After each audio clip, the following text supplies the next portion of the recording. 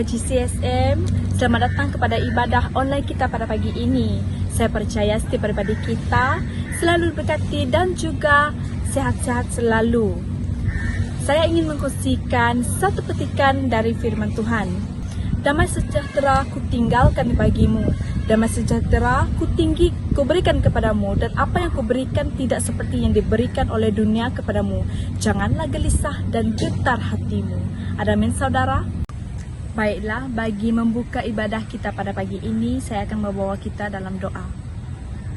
Haleluya Bapa kami di surga, Tuhan, terima kasih Yesus, terima kasih Roh Kudus atas pernyataan Engkau setiap pribadi kami pada hari ini ya Bapa.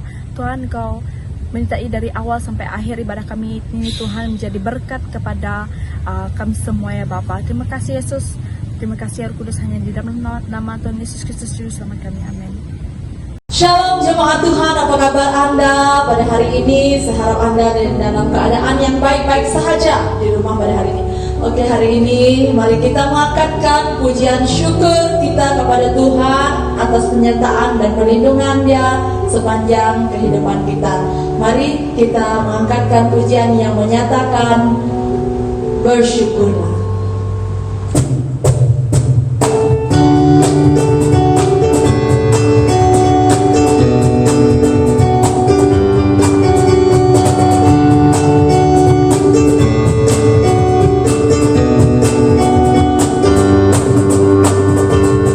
Na na na na na na na na na.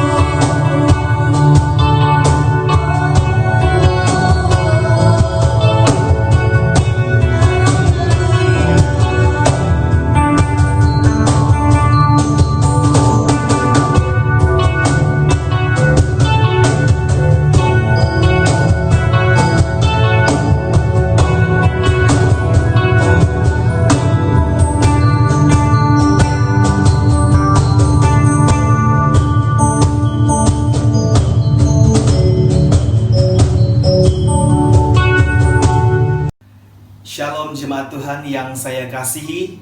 Apa kabar kita semua pagi hari ini? Haleluya, saya berdoa supaya kita dalam keadaan yang baik-baik, di dalam perlindungan dan juga penyertaan Tuhan kita Yesus Kristus. Puji Tuhan, sekali lagi kita ada satu kesempatan untuk sama-sama belajar daripada firman Tuhan pagi hari ini. Sebelum kita mulakan mendengar daripada firman Tuhan pagi hari ini, saya mau mengajak kita bersama-sama berdoa, datang di hadapan Tuhan, menyerahkan waktu ini ke dalam tangan Tuhan. Mari kita berdoa. Bapa kami yang baik, Tuhan Allah yang kami sembah, Allah yang kami tinggikan, Allah yang kami muliakan. Tuhan Yesus, kami datang saat pagi hari ini menyerahkan waktu ini ke dalam tangan Engkau. Sebentar kami akan belajar daripada firman Tuhan. Kami tahu Tuhan, firman-Mu adalah terang bagi jalan kami, pelita bagi jalan kami, terang bagi kaki kami Tuhan. Pagi hari ini Tuhan Yesus, kami berdoa supaya setiap kami Tuhan memberikan fokus kami untuk mendengar daripada firman Tuhan, sehingga benih-benih yang kami tabur daripada firman Tuhan pagi hari ini jatuh di tanah yang baik, di tanah yang subur, sehingga menghasilkan buah yang baik. Terima kasih Tuhan, berkati setiap para pendengar-Mu pagi hari ini, dalam nama Tuhan Yesus kami berdoa. Amin. Haleluya. Saudara, tema gereja kita di dalam tahun 2020, Anda masih ingat? Ya, di dalam Efesus pasal yang kelima, tema kita yaitu memenuhi standar Allah dalam 3 bahagian. Yang pertama kasih, yang kedua kesucian, yang ketiga dipenuhi Roh Kudus. Dan awal tahun ini juga saya sudah kongsikan dengan kita bahagian yang pertama tentang standar Allah di dalam kasih. Dan ada satu trademark ataupun satu pegangan kita, yaitu standar Allah adalah standar kita. Standar Allah adalah standar saya. Jadi pagi hari ini saya percaya dalam minggu-minggu yang lalu, bahkan waktu-waktu yang sudah lalu, kita sudah banyak belajar dari Pastor Danley mengenai tema kita. Tapi minggu ini saya digerakkan untuk membawa kita sekali lagi melihat firman Tuhan yang menjadi tema gereja kita pagi hari ini. Di dalam Efesus pasal yang keempat, ayat yang ke-17, kita lihat dulu ayat ini sebelum kita pergi kepada tema gereja kita. Dikatakan begini, oleh itu aku berkata demikian dan bersaksi demi Tuhan, janganlah lagi kamu hidup seperti orang yang tidak mengenal Allah, menurut pemikiran yang sia-sia. Hari ini saudara, kita mau belajar, karena firman Tuhan menegur kita. Janganlah lagi kamu hidup seperti orang yang tidak mengenal Allah. Janganlah kita hidup seperti orang yang tidak mengenal Allah, yang menurut pikiran yang sia-sia. Di dalam buku Efesus pasal yang keempat ini ada 6 poin yang saya temukan yang ditekankan oleh Paulus dalam Efesus 4, dalam ayat 25 dikatakan janganlah lagi berdusta, sebaliknya bercakap benar. Dalam ayat 26 dikatakan janganlah marah sampai engkau melakukan dosa. Ayat 28 dikatakan jangan mencuri. Ayat yang ke-29 yaitu poin yang keempat, jangan keluarkan kata-kata kesat. Ayat yang ke-30, jangan menyedihkan Roh Kudus. Ayat yang ke-31 dan poin yang terakhir, jangan simpan kepahitan, keberangan dan kemarahan, pergaduhan dan umpatan. 6 poin ini saya lihat bahwa ini adalah satu komponen yang Paulus terapkan untuk dijadikan sebuah model untuk orang-orang percaya. Dan kita melihat motifnya pagi hari ini nanti di dalam ayat yang kita pembelajaran firman Tuhan yang kita akan dengar pagi hari ini. Pertanyaannya saudara, kenapa cara hidup kita harus berbeza dengan orang lain? Kenapa kita harus menjalani hidup yang berbeza dengan orang lain? Bukankah kita sama-sama manusia? Kenapa kita harus meninggalkan pakaian yang lama kita dan mengenakan pakaian yang baru? Kenapa kita harus dilahirkan kembali ataupun menjadi manusia yang baru? Saudara, ada masa-masa dalam kehidupan kita, berpikir bahwa mungkin tidak perlu lurus sangat sesuai dengan firman Tuhan. Hidup kita mungkin tidak perlulah lurus sangat, tidak perlu alim sangat sesuai dengan firman Tuhan. Kalau boleh kita mau katakan apa saja sesedap hati kita, sesedap mulut kita. Kita mungkin mau menghakimi ataupun mau memaki hamun orang yang mungkin mengambil tempat kita, parking lot kita. Why not? Kan saudara, karena kita memiliki kebebasan. Kita memiliki kehendak bebas, free will. Tapi saudara, itu bukanlah sesuatu yang baik untuk kita lakukan. Jadi pagi hari ini saya mengajak kita ke dalam satu topik ataupun satu tajuk, yaitu hidup benar. Hidup benar ini dimulakan dengan pemikiran yang benar, karena pemikiran yang benar akan menghasilkan tindakan ataupun cara hidup yang benar.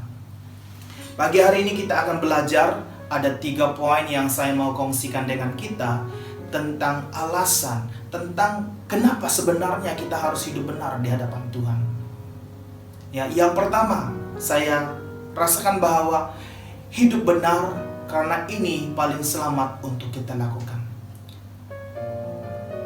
Tidak ada yang mungkin hal yang lain yang lebih selamat daripada hidup benar di hadapan Tuhan.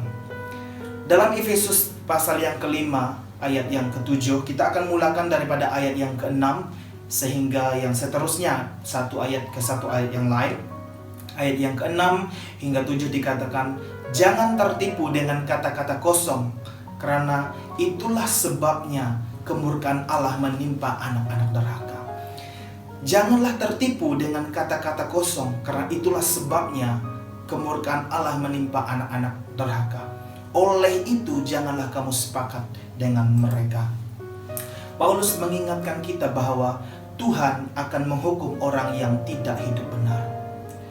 Tuhan akan menghukum orang yang hidup dalam kefasikan. Saudara, iblis sangat senang kalau kita lupa akan hal ini, saudara. Iblis senang supaya kita leka. Iblis senang untuk kita jatuh dalam dosa, untuk hidup tidak benar di hadapan Tuhan. Dia akan seringkali membuatkan kita leka, sehingga kita berpikir kita boleh melakukan apa saja. Tetapi kebenarannya adalah Tuhan kita adalah Tuhan yang adil. Tuhan kita adalah Tuhan yang boleh murka. Dalam ayat 6 tadi dikatakan, jangan tertipu dengan kata-kata kosong. Itulah sebabnya kemurkaan Allah menimpa anak-anak durhaka. Jangan tertipu dengan kata-kata kosong. Oh, tidak apa. Oh, ini tidak apa. Boleh lakukan sekali, tak apa. Begitu, saudara. Tapi jangan tertipu, kata Paulus. Karena itulah sebabnya kemurkaan Allah menimpa anak-anak durhaka. Karena sikap ambil mudah kita anggap tidak apa jadi kita lakukan. Tapi dikatakan bahwa kemurkaan Allah akan menimpa anak-anak yang durhaka. Surga itu nyata. Begitu juga dengan neraka. Kita selalu ingat tentang sesuatu yang indah. Kita ingat tentang adanya surga, tetapi kita ingat lupa tentang adanya neraka. Karena kita melihat bahwa neraka itu adalah tempat untuk orang yang jahat. Jadi kita hanya melakukan kesalahan kecil ataupun pelanggaran kecil, oh saya tidak akan ke neraka. Tetapi saudara, inilah yang menjadikan meracuni pikiran kita. Karena kita memiliki satu pemikiran yang salah. Kita berpikir bahwa neraka itu tempat orang-orang yang jahat saja, saudara. Tapi kita harus paham bahwa setiap dosa dan pelanggaran kita itu dihakimi oleh Tuhan. Setiap dosa dan pelanggaran kita tidak boleh lari daripada judgment, daripada penghakiman Tuhan. Dalam Roma 1 ayat yang ke-18 berkata, kemurkaan Allah ternyata dari surga terhadap segala kefasikan dan kedurjanaan yang dilakukan oleh manusia yang menyembunyikan kebenaran dengan kedurjanaan. Selama ini kita pikir bahwa oh, apa yang saya lakukan ini hanya kecil. Oh, apa yang saya lakukan ini tidak menyakitkan siapapun. Saya boleh ke surga. Saudara, kecil ataupun besar, dosa tetap dosa. Pelanggaran ataupun sesuatu yang kita lakukan yang melanggar perintah Tuhan, kecil atau besar, itu dosa. Dan dosa tetap dosa. Tidak ada dosa kecil, tidak ada dosa besar. Dan firman Tuhan berkata bahwa upah dosa adalah maut. Titik. Tidak ada kompromi, tidak ada kata dua, melainkan kita bertobat. Ya, karena di dalam Galatia pasal yang ke-6 ayat 7 hingga 9 dikatakan, janganlah tertipu, Allah tidak dapat dipermainkan. Karena apa yang disemai oleh seseorang, itulah yang akan dituainya. Orang yang menuai bagi hawa nafsu manusia akan menuai kebinasaan daripadanya. Manakala orang yang menyemai bagi roh akan menuai hidup yang kekal. Jadi janganlah kita jemu-jemu berbuat baik, karena pada musimnya kita akan menuai jika kita tidak putus asa. Saya ulangi, janganlah tertipu, kata firman Tuhan. Allah tidak dapat dipermainkan. Kita tidak boleh mempermainkan Tuhan. Karena apa yang disemai oleh seseorang, itulah yang dituainya. Orang yang menyemai bagi hawa nafsu manusia akan menuai kebinasaan. Tapi orang yang menyemai bagi roh akan menuai hidup yang kekal. Apa yang kita tabur di muka bumi ini selama kita hidup, itulah nanti yang akan kita tuai. Saudara, tidak mungkin kita menanam pisang dan kita menuai durian daripadanya, saudara. Karena pisang tetap akan menghasilkan pisang. Dan kalau kita mau makan durian ataupun mau menuai durian, maka kita harus menanam durian. Hiduplah benar, karena inilah paling selamat untuk kita lakukan. Sebab murka Allah tidak akan menimpa kita. Kalau kita hidup benar, maka ini paling selamat. Karena Tuhan tidak akan murka atas setiap pribadi kita. Dalam arti kata lain, untuk mengelakkan dimurkai oleh Allah ataupun untuk mengelakkan dibinasakan, hiduplah benar di hadapan Tuhan. Hidup benar ini dimulai dengan pemikiran kita yang benar. Dalam Ibrani 10 ayat 31 dikatakan, sungguh dahsyatnya jatuh ke tangan Allah yang hidup. Sungguh dahsyatnya jatuh ke dalam tangan Allah yang hidup. Saudara, jatuh dalam penghakiman Tuhan itu bukan suatu yang boleh dimain-main. Karena firman Tuhan berkata, sungguh dahsyat jatuh ke dalam tangan Allah yang hidup. Kita seringkali melihat sisi baik Tuhan kita, yaitu kita melihat bahwa Dia adalah Allah yang penyayang, Allah yang pemurah, penuh belas kasihan, sehingga kita bebas melakukan apa saja. Tapi kita lupa ada sisi lain Tuhan kita, yaitu Allah yang cemburu. Dia boleh murka dan Dia akan menghakimi, memberikan pembalasan untuk setiap pelanggaran kita. Tapi kalau kita memiliki pemikiran yang benar, yaitu dosa kita tahu bahwa, berpikir bahwa dosa kita yang kita lakukan hari ini akan dihakimi suatu hari nanti, maka hal ini akan memotivasikan kita untuk hidup benar di hadapan Tuhan. Saudara, ini juga akan mempengaruhi tindakan kita di dalam kita memilih sahabat. Ya,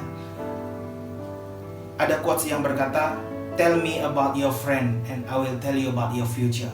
Karena persekitaran kita hari ini sangat mempengaruhi juga masa depan kita. Kalau kita berkawan dengan orang yang baik, maka baiklah kita. Kalau kita berkawan dalam orang yang jahat, maka jahatlah kita.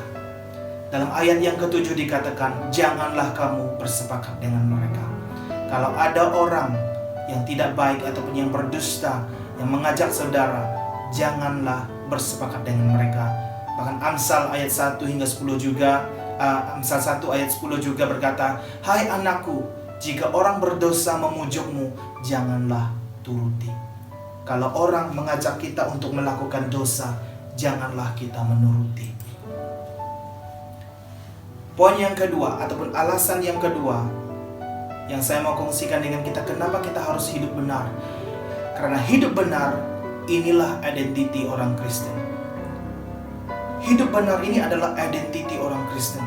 Hidup benar bukan semata-mata untuk kita mengelakkan murka Tuhan, bukan untuk mengelak kemarahan Tuhan, tapi hidup benar itu adalah identiti kita tentang siapa kita sebagai anak-anak terang. Itu yang membuatkan kita dipanggil a Christian, seorang Kristen, saudara. Dalam ayat 8 dikatakan, karena dahulu kamu gelap, tetapi sekarang sudah menjadi terang, sudah menjadi cahaya dalam Tuhan. Hiduplah sebagai anak-anak cahaya. Dahulu kamu gelap, tetapi sekarang sudah menjadi cahaya dalam Tuhan. Hiduplah sebagai anak-anak cahaya. Ada 3 perubahan ataupun 3 buah saat kita melangkah dalam hidup dalam terang yang ditekankan oleh Paulus dalam ayat yang ke-9 ini, yaitu karena yang dihasilkan ataupun buah oleh cahaya terdapat dalam segala yang baik, wajar, dan juga benar. Nah, ada 3 perubahan. Yang pertama yaitu watak. Paulus gunakan perkataan baik, saudara. Saat kita menerima Yesus sebagai Tuhan dan Juru Selamat, bukan luaran kita saja yang akan diubahkan, tetapi Dia juga akan mengubah di dalam hati kita. Karena Tuhan seringkali bekerja melalui hati kita. Karena saya percaya Tuhan bekerja mengubah hati kita, memutarbalikkan hati kita sehingga kita berpaling kepada Dia, maka kita mengalami satu keadaan hati yang baik yang akan menjadi watak kita, menjadi identity, menjadi yang akan menentukan siapa kita. Perubahan yang kedua adalah integrity. Dalam ayat 9 tadi Paulus berkata tentang wajar, yaitu integrity untuk melakukan sesuatu yang benar.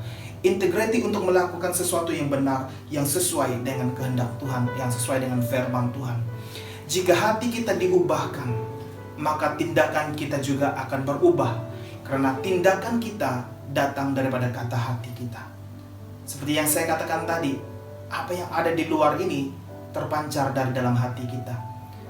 Apa yang ada di dalam terpancar keluar, itu yang menjadi karakter kita. Perubahan yang ketiga yaitu kejujuran. Paulus gunakan perkataan benar. Karena inilah yang akan melepaskan kita daripada tipu daya iblis. Kita harus jujur, kita harus benar di hadapan Tuhan. Tidak ada ABC, hanya lurus mengikut Tuhan, maka kita akan terlepas daripada tipu daya iblis.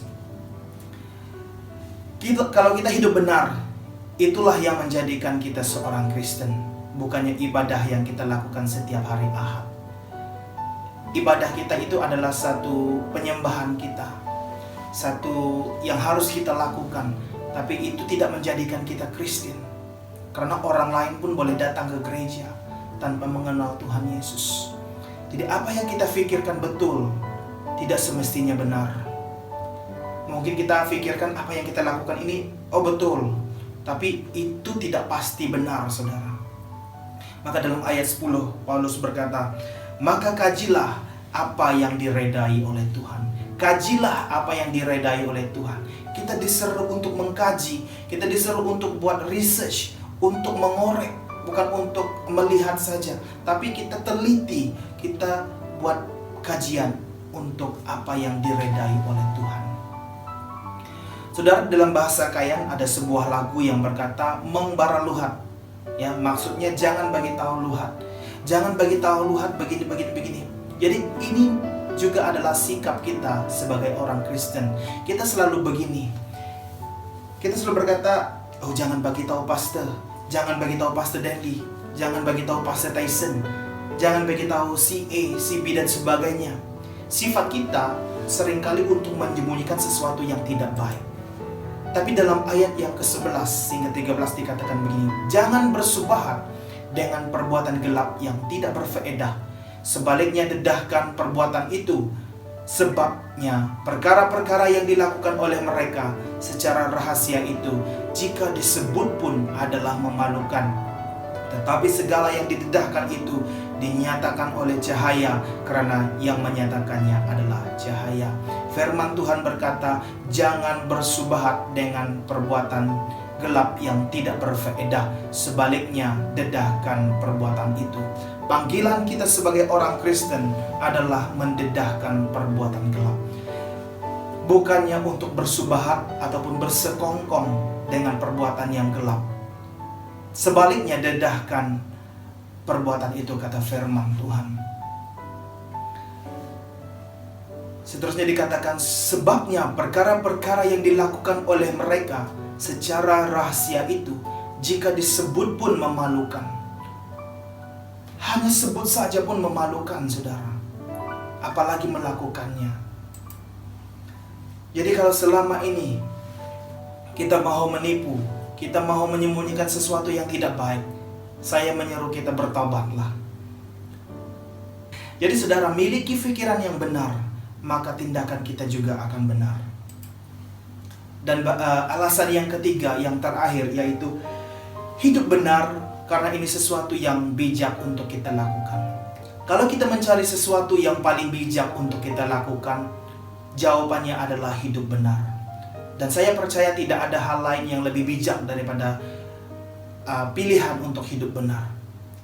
Saudara-saudari yang saya kasih, dari kita hidup dari sehari ke sehari, ada orang yang mau melayani ataupun ada orang yang mau berikan waktu untuk Tuhan hanya jika ada waktu lapang.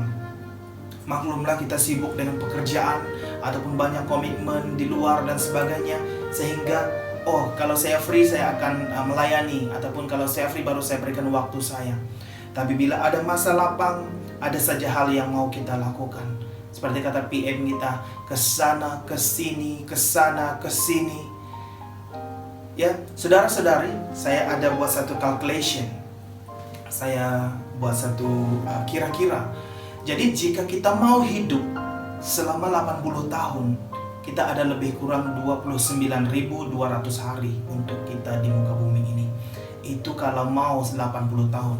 Macam banyak, 29.200. Tapi kalau kita sudah mencapai umur 60 tahun, kita hanya ada lebih kurang 7.000. Wow, sangat cepat. Hanya ada 7.300 hari. Saudara-saudari, apa yang saya mau katakan adalah hidup kita di muka bumi ini adalah singkat. Hidup kita adalah sementara. Bahkan saya ada dengar orang yang mengeluh, ya, bukan orang jauh, tapi orang yang dekat dengan saya, mengeluh dan mengharap kiranya ada waktu ini boleh di reset semula. We can turn back kepada past, ya, kepada masa lalu untuk ulang semula. Jadi daripada hal ini saya berpikir ataupun saya menemukan bahwa setiap hari itu sangat penting. Jadi jangan sampai kita menyesal hari-hari kita sudah berlalu. Ia sama seperti kita pergi ke satu tempat yang baru. Kalau hari ini sebut saja tempat kemanapun, semua orang boleh pergi karena ada Waze. Jadi kita on Waze. Jadi sebagai seorang pemandu, kita akan sentiasa berpikir yang bergantung kepada Waze itu. Kita akan sentiasa berpikir belok ke kiri, lepas itu belok kemana, ke lurus ke depan atau kemana, kalau masuk simpang lepas itu kemana. Jadi semua itu akan kita tanya, kita akan depends dengan Waze. Jadi maksudnya every moment itu sangat penting. Every moment is important. Karena kalau kita lalai, kita akan terlepas simpang. Kalau saudara masih ingat dulu, kalau masih dalam sebelum adanya KLIA itu ada namanya adalah LCCT. Jadi dia bukan di tempat yang ada sekarang. Jadi kalau mau pergi ke LCCT, kita akan belok ke kiri, ya, untuk pergi ke roundabout itu baru kita akan pergi. Tapi kalau kita terlepas simpang itu, saudara, kita akan U-turn jauh sekali, ya, daripada KLIA. Kita akan U-turn sangat jauh, saudara. Jadi hidup ini, selagi masih ada kesempatan, kita harus hidup dengan berhati-hati. Seperti di dalam ayat yang ke-15 hingga 16 dikatakan, hiduplah dengan hati-hati, bukan seperti orang yang tidak arif, tetapi sebagai orang yang bijaksana. Dan pergunakanlah setiap peluang dengan sebaiknya, karena ini zaman durjana. Hiduplah dengan berhati-hati, bukan seperti orang yang tidak arif, kata firman Tuhan, tetapi sebagai orang yang bijaksana. Pergunakanlah setiap waktu ataupun peluang dengan sebaik-baiknya, karena zaman ini zaman durjana. Ini zaman durjana, kata firman Tuhan, dan kita tidak boleh ambil rehat sehari pun, ya. Hidup benar di hadapan Tuhan tidak akan ada cuti, karena setiap hari itu kita harus hidup benar, dan setiap hari itu adalah sangat penting. Jadi kita boleh rehat daripada bekerja, kita boleh rehat daripada berjumpa orang lain, kita boleh berehat daripada sebuah perbincangan yang penuh dengan emosi, yang mungkin mau bergaduh-gaduh saja. Kita boleh rehat daripada semua itu, ya. Tetapi kita tidak boleh rehat dari hidup benar di hadapan Tuhan. Jadi dalam ayat yang ke-17 dikatakan, dengan demikian janganlah bodoh, tetapi mengertilah firman Tuhan, kehendak Tuhan.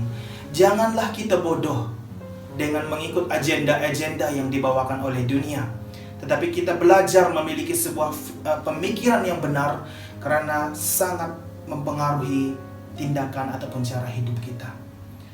Karena apa yang kita pikirkan itu akan sangat mempengaruhi cara hidup ataupun tindakan kita. Jadi sebagai penutup, saya mau memetik sebuah kata daripada Pastor Toga ya, di dalam segmen Night Wisdom. Kalau kita follow ya, kalau belum follow kita boleh subscribe. Beliau ada share di grup kita di GCSM, boleh subscribe dan like, karena banyak yang kita belajar daripada perkongsian singkat ini yang dalam 4 menit 5 menit begitu daripada beliau, dan pastinya kita akan diberkati. Dia katakan begini, cara berpikir kita akan menentukan siapa kita. Cara berpikir kita akan menentukan hala tuju kita. Maksudnya bagaimana pembawaan diri kita ataupun karakter kita, jadi ataupun semua tentang kita itu dimulakan dari cara kita berpikir. Jadi dari sini akan ditunjukkan daripada karakter kita. Jadi milikilah pikiran yang benar. Pagi hari ini saya mengajak kita supaya kita semua belajar dalam hal ini, karena pemikiran yang benar akan menghasilkan tindakan yang benar. Karena saudara, ingat bahwa standar kita itu ada di dalam Allah. Karena standar Allah adalah standar kita. Hidup benar adalah standar Allah. Itulah menjadi standar kita. Jadi pagi hari ini, itu saja firman Tuhan yang saya kongsikan dengan kita. Hidup benar, karena itulah yang paling selamat untuk kita lakukan. Hidup benar karena itu adalah identiti kita sebagai orang Kristen. Hidup benar karena itu adalah sesuatu yang paling bijak untuk kita lakukan. Jadi saya menyeru kita supaya kita mengambil firman Tuhan pagi hari ini. Saya percaya, saya tahu ini agak berat, tapi kita sama-sama belajar supaya pada akhirnya kita tidak akan menerima penghukuman ataupun murka daripada Tuhan kita. Jadi sebelum kita habis, kita tutup di dalam doa, dan saya bawa kita sekali lagi di dalam doa. Bapa Tuhan kami yang baik, kami bersyukur untuk firman-Mu pagi hari ini. Tuhan, kami berdoa, menyerahkan firman Tuhan yang kami dengar, yang kami belajar pagi hari ini. Roh Kudus Tuhanlah yang menolong kami untuk mengerti, untuk melakukan pekerjaan ataupun firman-Mu yang kami dengar pagi hari ini Tuhan. Sesuatu yang berat untuk kami lakukan Tuhan. Setiap hari kami diperhadapkan dengan banyak godaan, tapi kami berdoa supaya pikiran kami disucikan. Karena kami tahu saat pikiran kami disucikan, maka tindakan dan perbuatan kami akan benar Tuhan Yesus sesuai dengan pikiran kami. Kami berdoa Tuhan Yesus, setiap yang mendengar daripada firman Tuhan pagi hari ini, Engkau berkati mereka, jadikan mereka anak Tuhan yang luar biasa, anak Tuhan yang taat akan firman-Mu, bahkan melakukan firman-Mu, sehingga hidup kami Tuhan menyenangkan Engkau. Terima kasih Tuhan Yesus, terima kasih yang Bapa yang baik. Dalam nama Tuhan Yesus kami berdoa, amin. Jadi sekian saja firman Tuhan yang saya kongsikan dengan kita pagi hari ini.